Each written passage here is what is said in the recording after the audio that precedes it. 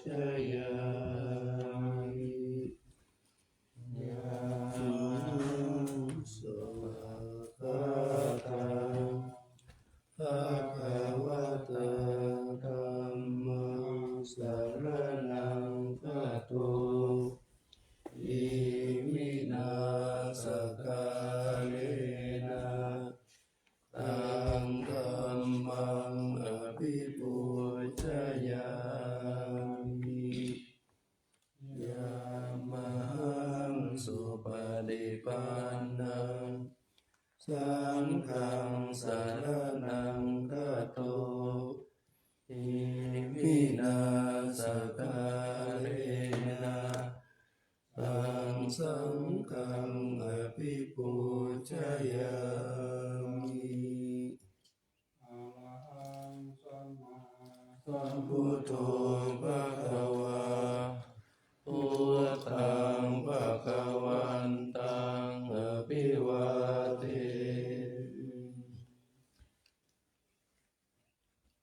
สวากขาโตภะคะวะตาธัมโมธัมมังนามัสสามิสุปฏิปันโนภะคะวะโตสาวกสังโฆสังฆังนามา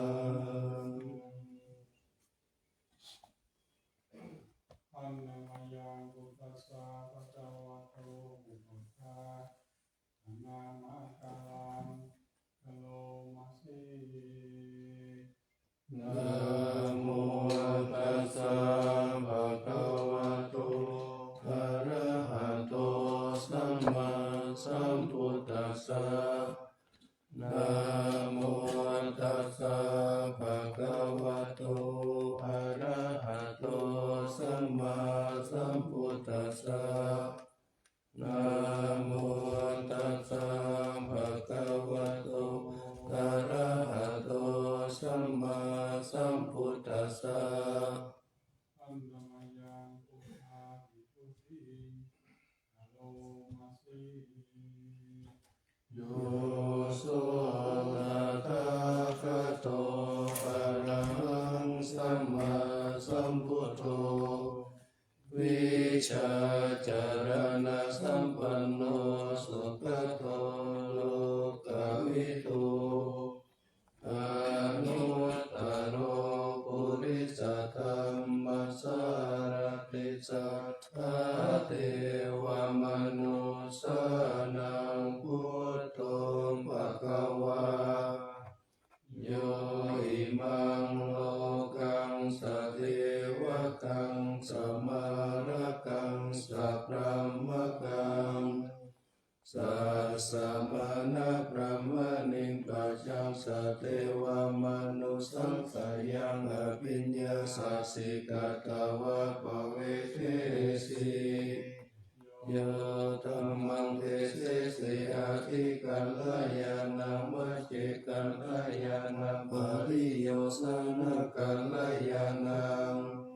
สัทธังสัพพยัญชนะเทวะละปาริปุณังปาริสุทธังพรหมจาริยังปะปะเสสิธัมมังภะคะวันตังอภิปูชยา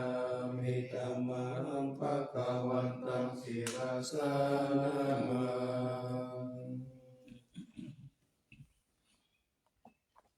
อันนามยังธัมมาภิกขุติอะโลมาสีโยโสสวากขาโตภะคะวะตาธัมโมสันติติโกอาคาลิโกเอหิปัสสิโกโอปัญญิโกปัจจตังเวทิตาโพวิญโยหิธัมมังธัมมังอภิปูชยามิธัมมังธัมมังศิรสานามา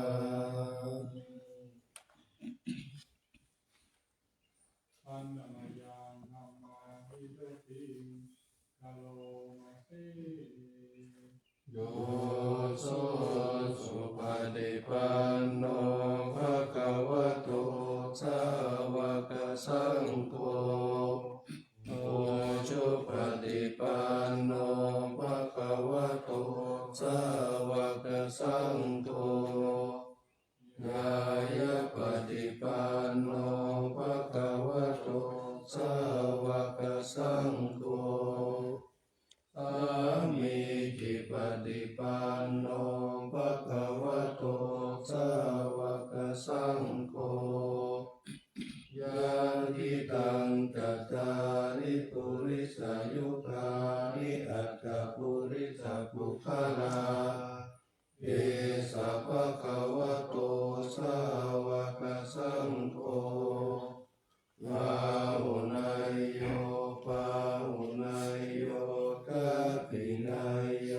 อัญชลิการณิโยอนุตตรังปุญญเกตังโลกัสสะอะระหังสังฆังอภิปูชยามิธัมมังสังฆังศิรสานามา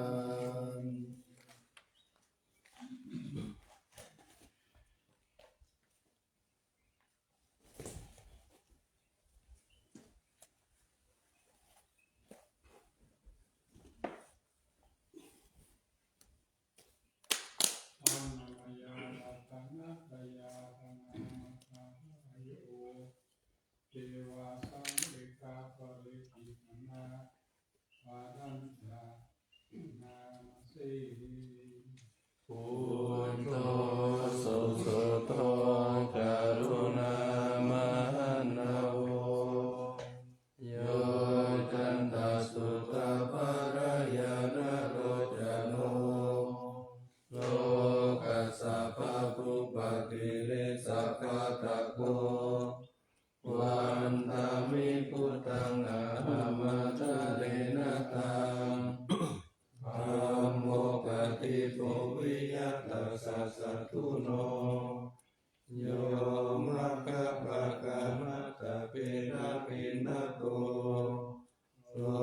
กุตโรโยจัตตะตติปันโน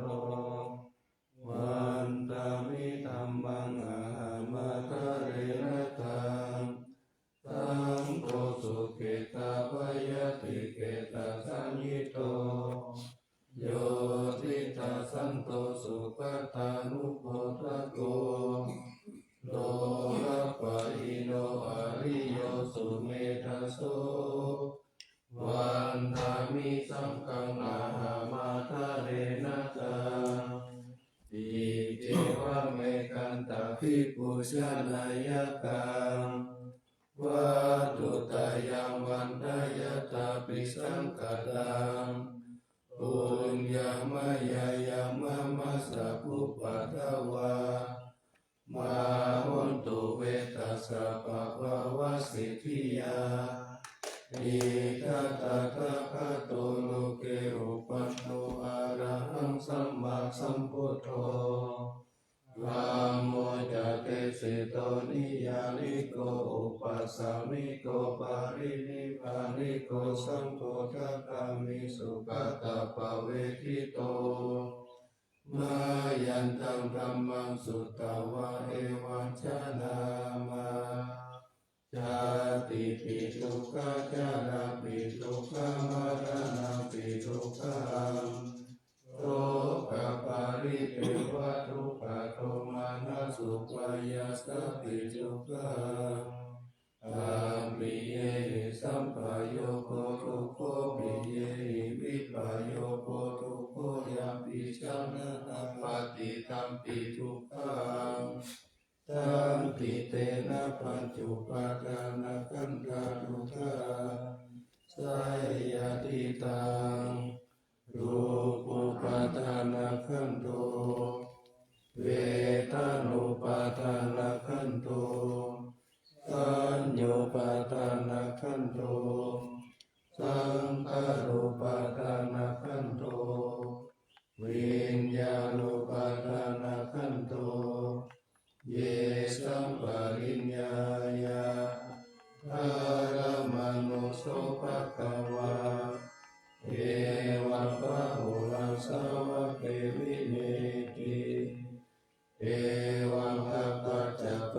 สสะภะคะวะโตสาวะเตโสอนุสาสนีภะหุระภวตติรูปังอนิจจังเวทนาอนิจจาสัญญาอนิจจาสังขารอนิจจาวิญญาณังอนิจจังรูปังอนัตตาเวทนาอนัตตาสัญญาอนัตตาสังขารอนัตตาวิญญาณังอนัตตาสัพเพสังขาราอนิจจังสัพเพธัมมาอนัตตาติเอมยังโพธินามหาชาติยาจารามรณเนนะโสเกหิปาริเทเวหิทุเกหิตุมานัสเสหิอุปยาเสหิโลโคตินาทุกขปาริตาอาเปวานามิมัสสะเทวารัสสะทุกขคันทัสสะอันตะปิริยาปัญญาเยกราติทีระปารินิพุทธังปิตังภะคะวันตังอุทิสะอะระหันตังสัมมาสัมพุทธังสัทธะอาคารัสสะมะหานาการิยังกัปปะจิตาตาสามิงภะคะวะติพรหมจาริยังจารามะภิกขุนังสิกขาสัจฉิวะสัมมาปันนาตัมโมพรหมจาริยังอิมัสสะเกวะรัสสะทุกขังคันทัสสะอันตะปิริยายาสวัตตตุติ อัมมะยังสัมสัมสาปัจจยิคนาอาหังอนานาสี ปฏิสังขายโยนิโสจิวารังปฏิเสวามิยาวะเทวะสิตัสสะปฏิฆาตายาปุณหัสสะปฏิฆาตายาดังสัมมากัสสะวะตะตะปะสิริงสัพพะสัมปัสสะนะปฏิฆาตายายาวะเทวะหิริโกปินะปฏิชาตาลตังปฏิสังขายโยนิโสปินทปะตังปฏิเสวามิเอวะทวายนะมัตตายนะมันตนายนะวิปุสสนายายาวะเทวะอิมัสสะกายสัตถิปิยายะปนายามิปาราติยาพรหมจาริยานุภายาอิติปุรานันจเวทนาปฏิหังคามินาวันจเวทนานาอุปาเทสามิยะตาราจะเมภะวิสติอานาวัชตาจะปัสสุวิหารโอชาติปฏิสังขายโยนิโสเสนาสานังปฏิเสวามิยาวะเทวะสิตัสสะปฏิฆาตายาปุณหัสสะปฏิฆาตายาดังสัมมากัสสะวะตะตะปะสิริสัพพะสัมปัสสะนังปฏิฆาตายายาวะเทวะอุตุปาริสยาวิโนทานังปฏิสังรานารามัตถาปฏิสังขายโยนิโสปิรานะปัจจยเปสัจจปาริการังปฏิเสวามิยาวะเทวะอุปันนานังวยาภาทิตานังเวทานานังปฏิฆาตายาอาภยปัจจวรมัตตายาติ อัมมะยังปฏิชานะคาเตโยอนานาสี ยะเทวตาสันติวิหารวสินีทุเบก วิคเรตาหิงตาหิงธรรมทาเนนะภวันตุปุชิตาโสติงการุณเตทาวิหารมันตาเลเทระจามัจจานาวกาจาปิกโวสารามิกาธนาปฏิอุปัสสกากามาจาเทสานิกามาจาอิสาระสัพพนาพุทธสุขิตาภวันตุเตชาราพุชายปิจาอันตสัมภวาสังเสตชาตาอัตถอุปปาติกานิยานิกังธรรมวารังปฏิจจเตสัพเพปิทุกขสัตตารุนตุสังขยังอาตุจิรังสัตตังธัมโมธัมมัคคาราชบุคคลาสังโฆโหตุสัมมาโควาอัตถยะจาหิตายะจาอาเมระคันตุสัทธัมโมสัพเพปิธัมมัจจาริโนบุติสัมปะปุณยามะธัมเมอริยปเวทิเตปัสสนาวันตุสัพเพปิปานิโนพุทธัสสะสเนสัมมาทานังภเวสันโตกาเลเทโวภวัสสตุบุติภวายสัตตานังสามิทังเนตุเมธานิงมาตาปิตาจาราชังนิจารักขันติพุทธกังเอวังธัมเมนะราชาโนปัจจังรักขันตุสัพพะทาอาทิวินาสามิ กายเกสาโลมานะคาทันตาตาโจ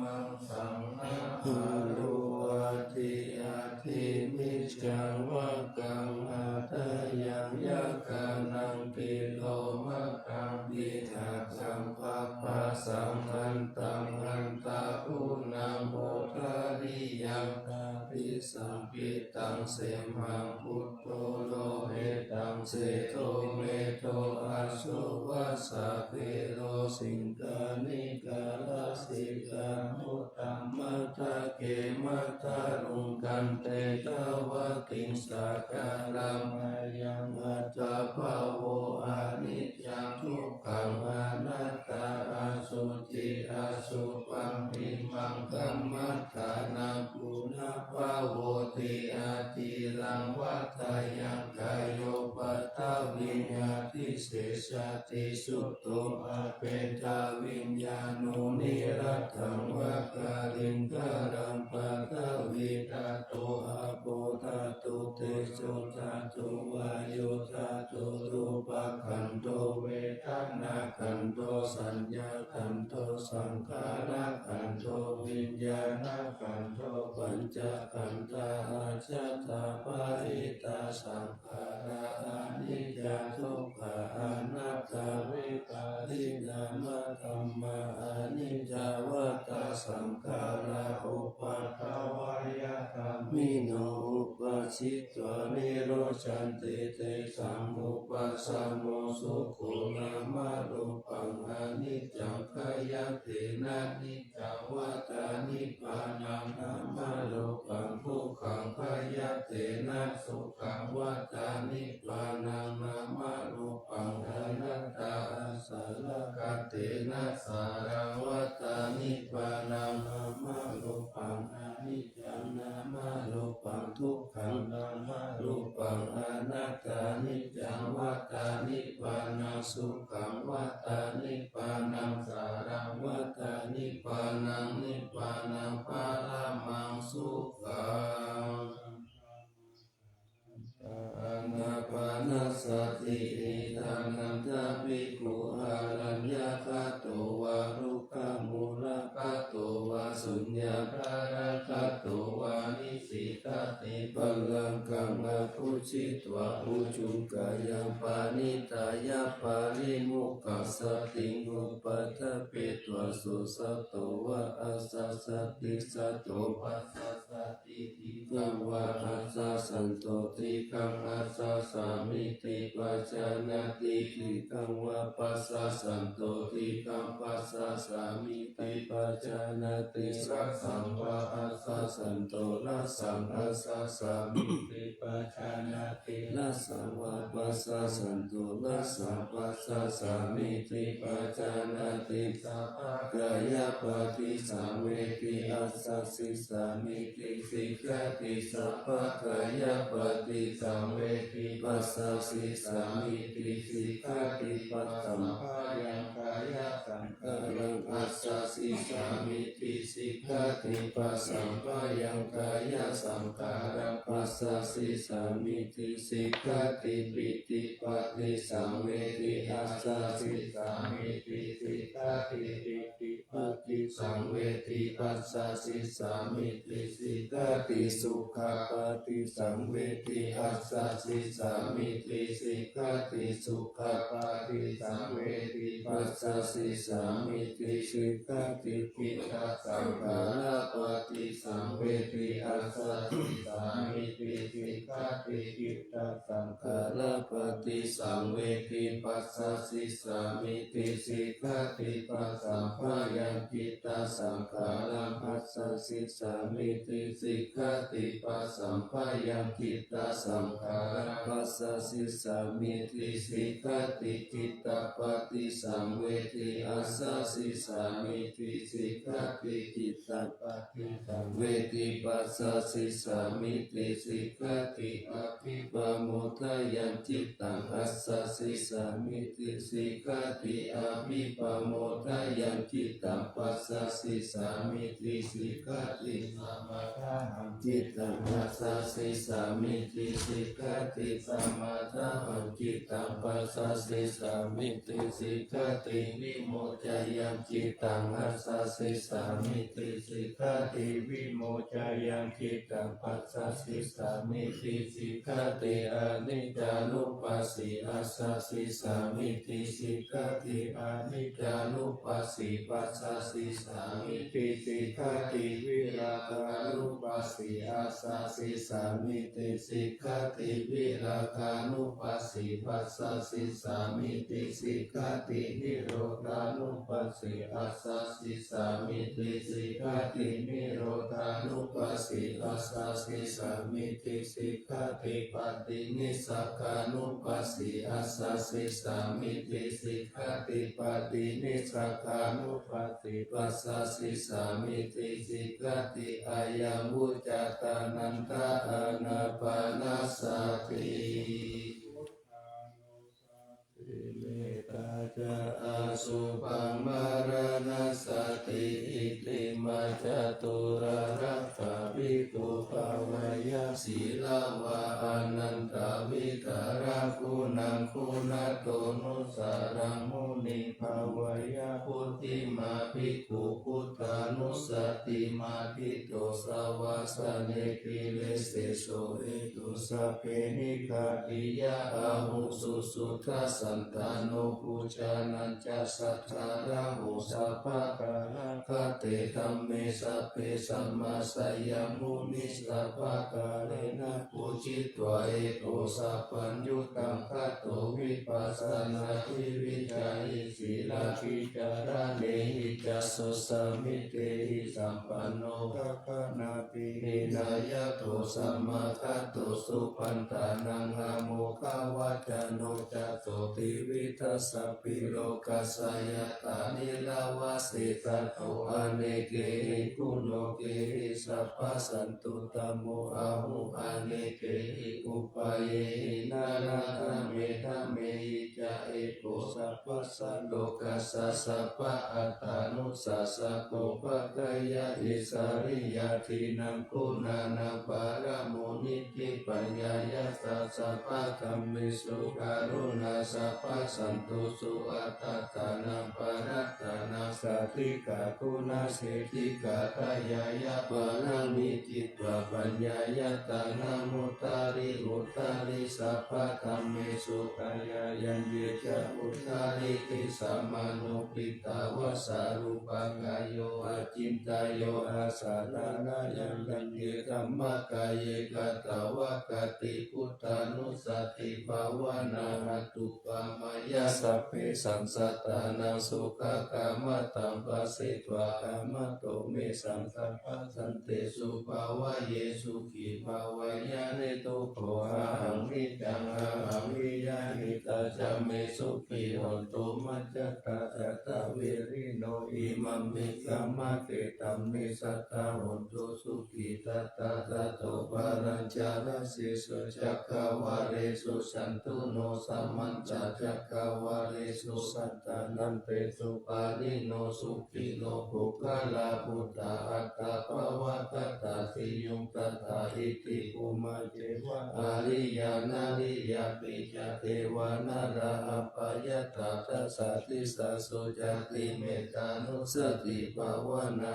วิญญาณสุปานิปัสสะวิญญาณสุปังอิมังกายังสุปัตโตปัสสังสุปังภาวะเยยติวันนาสันตานาคันเท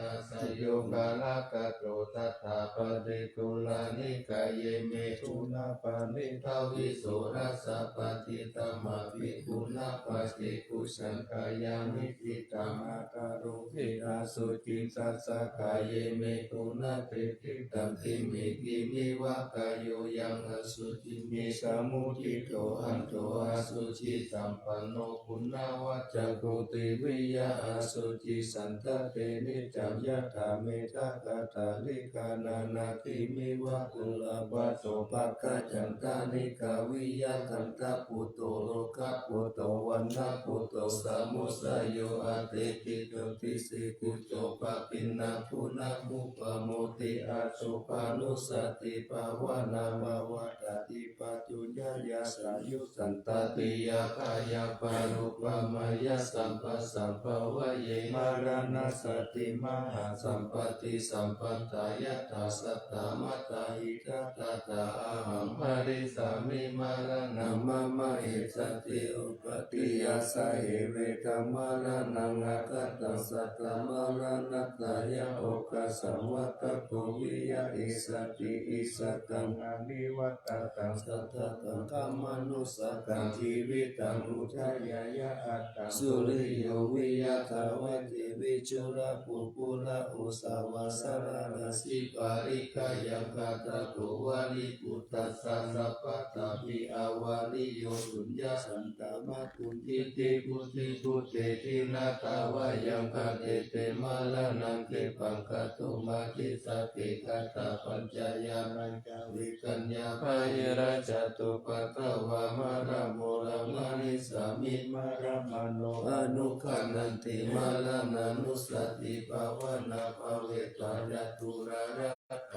วะสยะอนันตารมาสัมเวคาวะโตนิอันตะอติตาวิริโยจติชาราปายาติจุติอาปายาอติตาอาปาตากวัตทุกขังอิตานิอาหารังคเวสิทุกขังสัมเวคาวะโตนิอิมานิอัตตะปะโตสัสสยามติเจวะอิมังวิติโยอาเสวะเตสัตตมัตตาเหตาเปลาสิปะโพติโสติวิปุระหะตาปาริปันโตเสตังสุขังมุนิวาสตามะตังสุปิราตินามาวิปุตตังคุณาสักการันตังสัตตาสัตตาหุตุสุขีอาเวรากายโยชิกันโยสักการโลทุกขันโยกัจจันติสัพเพมารณังอาหันจานามามิธรรมมุนิราสเตสิตังสัตตาสัตตาหุตุสุขีอาเวรากายโยชิกันโยสักการโลทุกขันโยกัจจันติสัพเพ เปมาระนังอาหันจานามามิสังฆังมุนิราชาสาวกังสัตตาสัตตาหุนตุสุขีอาเวราคายุชิกัญญสักกะโลทุกันโตภัสสติสัพเพมาระนังอาหันจาอิติมาจาตุราราขานิจิตาพุทธาสิตวามานังสาวานัญจตุสัจจังมัตตาราสังเยปิวิสุนาราสัพพะตันนังกาลทะโยพุทธาอัตถวิสัตตินายกัสสะเปมาติติตามัยหังมาตาเจเตมุนิสาราสิเสปะเทปิโตมัยหังพุทโธธัมโมทาวิโรจานุสังโฆปฏิทิโตมัยหังปุเรสัพพะคุณากาโรอัฏฐเยเมอนุรุตโตสารีพุตโตจัตตัคคิเนโกตัญโยปิติปัสสะสามิโมคคัลลาโนจาวามะเกกัคคิเนสาวะเนมัยหังอสุมานันทาราหุราคัสสะโพจามหามาโมอุปสงวามะโสตะเกเกสันเตปิติปัสสะสามิทุริโยวะปะปังกาโรนิสิโนสิริสัมปันโนโสปิโตมุนิปุงคาโมกุมาราคัสสะโพเทโรมาเหสิจิตาวัฏโกโสมัยหังวัฏเนริจปฏิทาสิคุณากาโรปุณโนอังคุลิมาโลจะอุปาลินันทเสวาลิอิเมปัญจมหาเถระนารติติระกามะมะเสสะสิติมหาเถระชิตาวันตาสิโนรัสสะจาลันตาสิระเตเสนะอังคัมมะเกตุสันติตารัตนังปุระโตอาสิกัคคิเนเมตาสุตตะกังทัสสะกังภัสสะโตอาสิวะเมอังคุลิมาละกังขันธโมระปาลิตัญจหัตตานาติยสุตตะกังอากาเสกัตตานังอาสิเสสะปะกาลสันติตาสินานาภาลสัมยุเตธัมมะปะกาลลังกเตวะสัตตุเมสกิเจนะสัมมาสัมพุทธปัญจริวตาปิตาทิสัสสะตาปะหิรัสสตุปัตตวะภะเสสะวินายังยันตุอนันตโกนาเตชะสาชินาปัญจารามะสัมมิวิหารันตังมหิตาเลสัตตะปะเลตุมัสสะเปเตมหาโพธิสัสสะปะริเทวะเมกะโตระโคสุระโคพุทธานุภาเวนะสิตุปัตตะโวธัมมานุภาเวนะสิตานิสังโฆสังฆานุภาเวนะสิตันตารายโยจารามิธัมมานุภาวะปริโตติจยะปัญจละปันนารัสสะกัตตานิติตาอินทัจจตาเทวะจัตตาพระมัจจตามหาพระมัจจตาอิสิจัตตามหาอิสิจัตตามุนิจัตตามหามุนิจัตตาปุริสัสสะตามหาปุริสัสสะตจักรวัตติจัตตามหาจักรวัตติจัตตาพุทธจัตตาปัจเจกพุทธจัตตาอรหันตจัตตาสัพพสิทธิวิจารานันนัตตาสัพพโลกาจาริยานัสสตาสัพพโลกาธิปติยานัสสตาเอเตนะสัจจวัจเจนะสุริหังสุวัติโหตุตุริหังสวายานะโมพุทธัสสะนะโมธัมมัสสะนะโมสังฆัสสะสยะทีละโมโลโลสวายา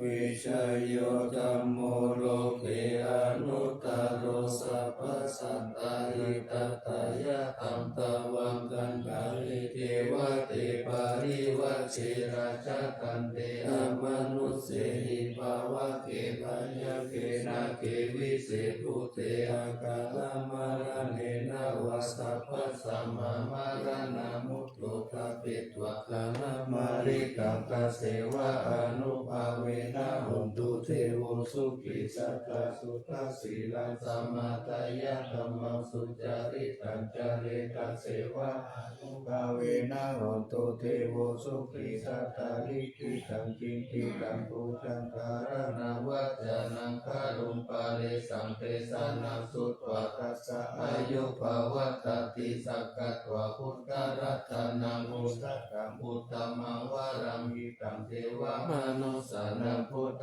เตเชนะโสตินานัสสันตุปัฏฐวาสัพเพทุกขาอุปัสสมิตุเตสักกะตวะธัมมรัตนังโอสตังพุทธัมมังวารังภาริลาอุปัสสมานังธัมมเตเชนะโสตินานัสสันตุปัฏฐวาสัพเพมยาอุปัสสมิตุเต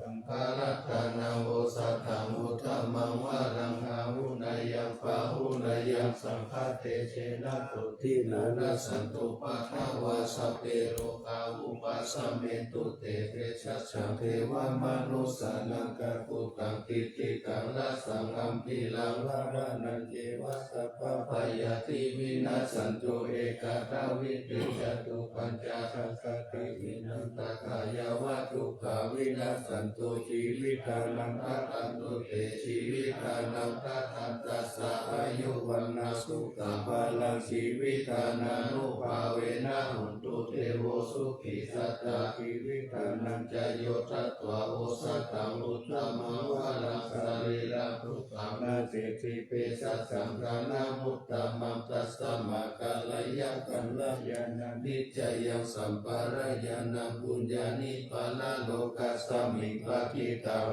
ติปานินังหิมินาชีวิตาเนนะตุมากังคิงภวิสติทิขายุกัสสะตะโหตุสุขิตาโหตุสัพพะตาริโยโสทัคติสักกัจจังศีลวันเตสุตติสุนานาทานังวรังกัตวาชีวิตานังมหาภาลังเอวะมะอิทิตาเหตายะทิตังปุญญสัมปตาทัสสมาธิลาภสังสันติปันติตากัตตปุญญตันติอาทิอุณาสาวิชโยนิติโตปีนิมิตาสาวุตันตังหิเมฆารังอุทิตาโคราสเสนามารังกานาทิธรรมวิธินาชิตาวามุนินโตตันเตสะสะภะวันตุเตชยมังคลาลิมาราติเลกามาปิโยชิตัสสะปารติโกรัมปนาราวะกามะกามัตตตายะกังคันติสุทันตวิธินาชิตาวามุนินโตตันเตสะสะภะวันตุเตชยมังคลานินาราคิริกาชาวรังอติมันตะพุตังภาวกิจกรรมสานิวาสุตารุนันตังเมตังพุเสกาวิธินาสิตาวามุนินโตตันเตสะสะภะวันตุเตชยมังคลานิอุกิตกัคคัมมตินาคาสุตารุนันตังภาวันติโยชนะปะตังคุริมาลาวันตังอิติปิสังฆตามโนสิตาวามุนินโตตันเตสะสะภะวันตุเตชยมังคลานิกัตตวานากัตตามุตตารังอิวะคัมปินิยาจินจายาทุตตาวะจานังจานากายามัสเสสันเตนะโสมาวิธินาสิตาวามุนินโตตันเตสะสะภะวันตุเตชยมังคลานิสัจจังวิหายามติสัจจกวาทะเกตุงวัฏพิโรหิตามะนังอติอันตะปุตังปัญญาปฏิปัชาลิโตสิตาวามุนินโตตันเตสะสะภะวันตุเตชยมังคลานินันโตปานันทะพุชะคังวิพุทธามะหิติปุเตระเทระพุชะเกนะธรรมะปะยันตุอิทุปฏิสาวิธินาชิตาวามุนินโตตันเตชะสะภะวันตุเตชยมังคลานิทุกขาทิฏฐิพุชะเกนะสุตตะตัมรัมมังวิสุทธิสุทธินิชิปะคาปิตานังยานาคเตนะวิธินาชิตาวามุนินโตตันเตชะสะภะวันตุเตชยมังคลานิเอตปิพุทธชยมังคลาอัตถกตายโยวัจโนทินาทิเนสารเตมะตัมปิหิตวะนะเนกาวิเว ทิตานิจุปัฏฐวานิโมกขังสุขังอภิกามายานาโรสัพพัญโยมหาการุณิโกนาโตหิตายะสัพพะปานินังปุเรตวะปารามิสัพพะปัตโตสัมโพธิมุตตะมะเมเตนะสัจจวะเชนะโหตุเตชะยะมังคลังสยันโตโพธิยามุเลสักยานังกันติวัตโนเอวังกวังวิจโยโหหิสยะสุสยะมังคะเลหะปาราสิตาปลังเกสิสิปะคะวิภุคะเลอภิสิเกสัพพะพุทธานังอะคะปะโต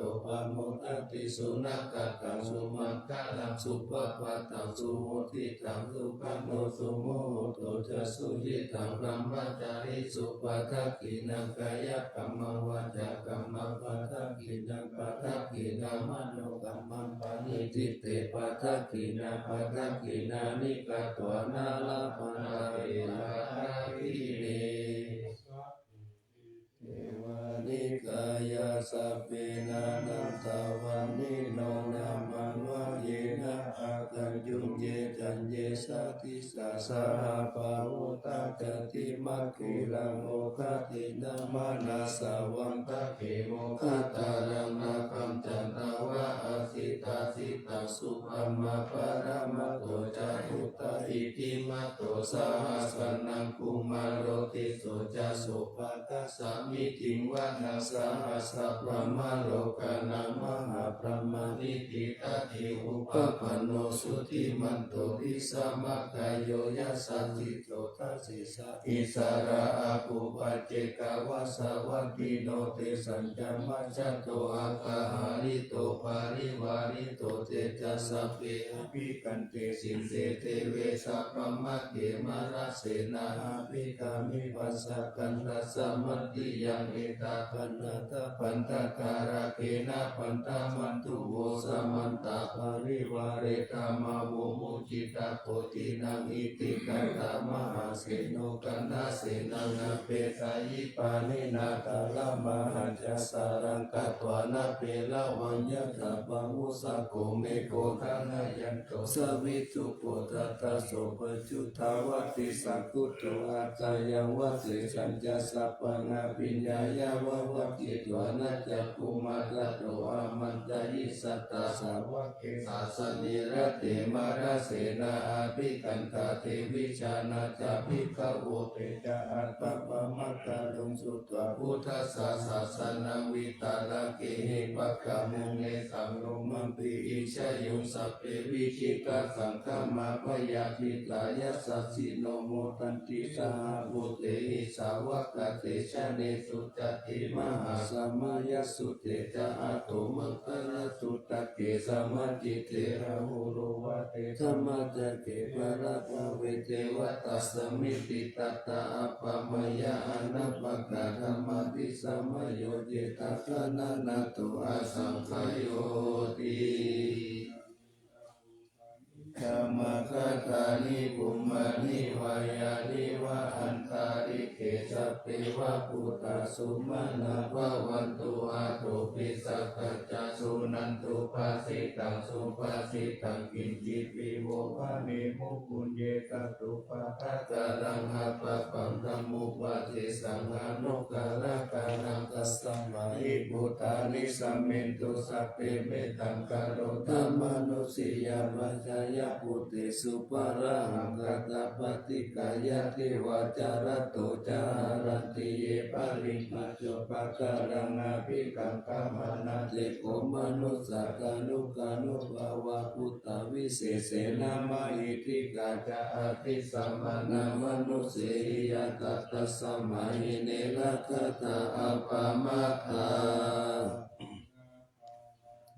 นะโมมิมัจจาราชามหาชาเลอุนเนสุริยสันตเปชาเลอุตกังกิยตตะโตกะกะจันติกาจกังกะกุลาลเสนะกะวัคกายันติทิวารติมัจเจอุปาณิสิทิยะเอวังจินเตสหังตัตตะสหายาติปิปิทิโตเกนะนุโกอุปาเยนะยะติทุกขะปะโมจเยติตวะนิพุทธธรรมะธังสัจจังอัตถสังวาสยังสัจเจสัตวะปะโม โมจิสิญญาตินังตังอติกายังอนุสานิกาสัตตังธัมมังปารมัตตังวิจินตายังอากาสิสัจจกิริยังยังโลเกตุวัสสะตังยัตโตสารามิอัตตานังยัตโตปัตโตสามิวิญโยดันนามิจานามิสัจจิจาเอกัปปานังวิสิตังเอเตนะสัจจวัชเชนะปัสสุโนอาภิวัสสตุอาภิธานายะปัสสุนานิติงกัสสนาสยะกัสสโสกายานัสสิริมัสเสโสกาปโมจยะสหกติสัจจวะเรปัสสุโนอาภิวัสสิยะกาลังนินันจปุเรโตชะเทนะอาภิวัสสตาเอวะรูปัสสัจจวะรังกัตวะวิริยมุตตมังวัสสะเวสิมหาเมกังสัจจเตสะปะลัสสิโตสัจเจนะเมสะโมนัตถิเอสะเมสัจจปารามิติทานังอุปาโตสุขัสสะธัมมะเทศนาสุขัสสันตัสสะสัมมาทิสัมมาทานันตาโพสุโขกัตติโยเสโตชะเนตัสสะมิเยโตตัปปติชายิโนวิชาจารณะสัมปันโนโสเสโตเทวมนุเสเทวตาปฏิอาทิโจรติมาปฏิจันติมาสันนาโตกัตติโยตาปฏิสยิตาปฏิบรมโนอัฏฐสัพพะมโหรัตตังพุทโธตัปปติเตชะสะปรมาราภาสันตุติปรมังคนังวิสัสสะปรมายตินิพพานังปรมังสุขัง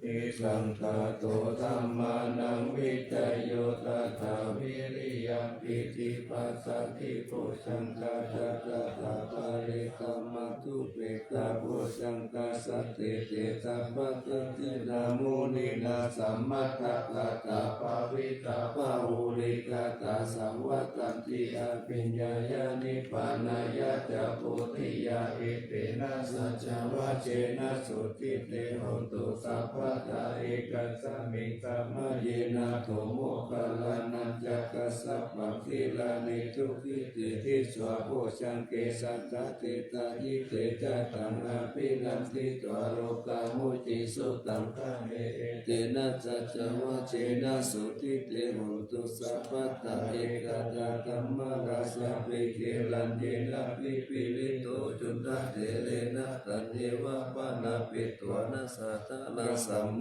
ทิตวะจะอาปัตตังธัมมาวุตาสิตานะโสเอเตนะสัจจวัชเชนะสุติเตโหตุสัพพะตาปะหินาเตจะอาปัตตทินันนัมปิมะเหสินัมมะคาหัตถกิเลสาวะปัตตานุปติธัมมะตังเอเตนะสัจจวัชเชนะสุติเตโหตุสัพพะตารัตตนัตตยานุภาเวนะรัตตนัตตยเตชะสาวสิรากิติยาปัสสาราชติตานารินทิราอาโรกะอัปปยาหนตุนิทุกขานิรุปปัตตวัติกายุกะปะละสัมปันนาวันโนเปตาสุขิทิตาเอเตนะสัจจวัชเชนะสุติตัสสะโหตุสัพพะตา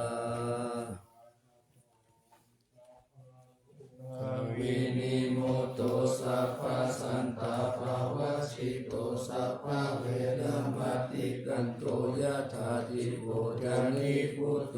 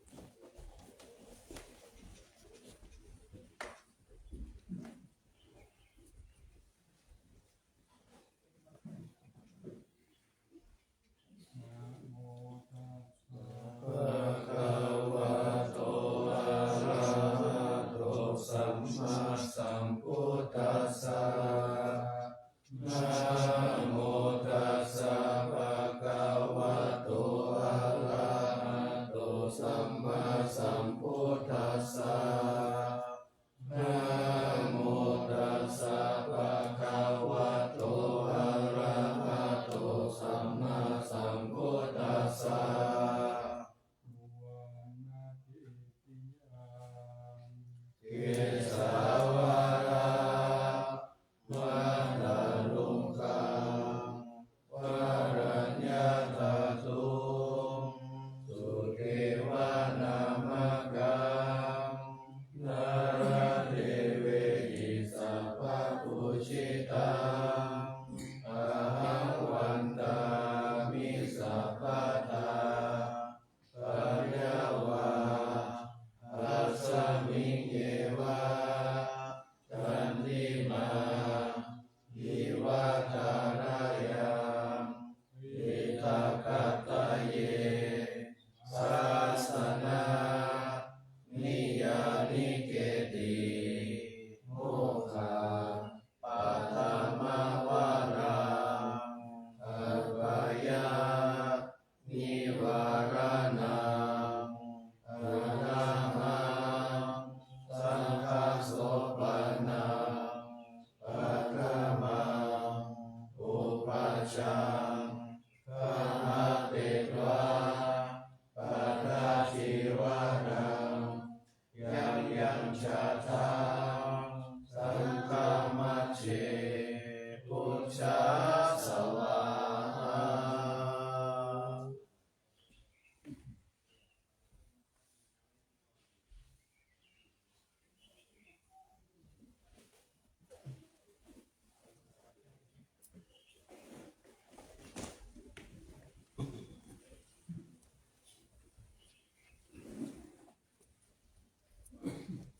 ว่าโทรไปสอบถาม